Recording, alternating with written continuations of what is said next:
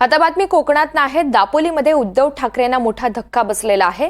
Dapoli नगरपंचायतीमध्ये operation tiger हे पाहायला मिळतंय। 9 नगरसेवकांनी शिंदे गटात प्रवेश केलाय। रामदास कदम यांच्या उपस्थितीमध्ये हा पक्षप्रवेश झालेला आहे।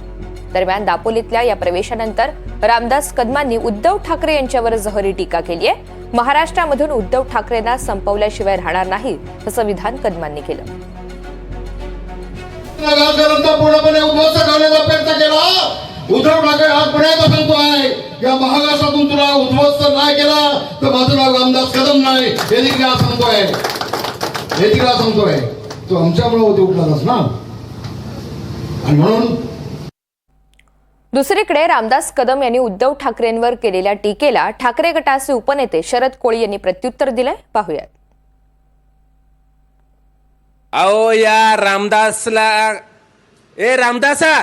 रामदास कदम, अरे तुला थोडी तरी जीवाला नाही मनाला काय वाटतंय का? अरे दरवाजात पडलेलं कुत्र देखील शिळ तुकडे खाऊन इमानदार राहतय। अरे तू तर तुझ्याकडे काय नव्हतं, तू 5 लाख करोड रुपये लुबाडले उद्धव साहेबांच्या नावावर आणि तू उद्धव ठाकरे यांना तू गद्दार झाला, तू गद्दारी केली आणि तू शिवसेना संपवायला निघालास, उद्धव ठाकरेंना संपवणं। अरे रामदास कदम, शिवसेना संपवायला अजून जन्माचे आहेत, अजून ती औलाद पैदा झाली नाही।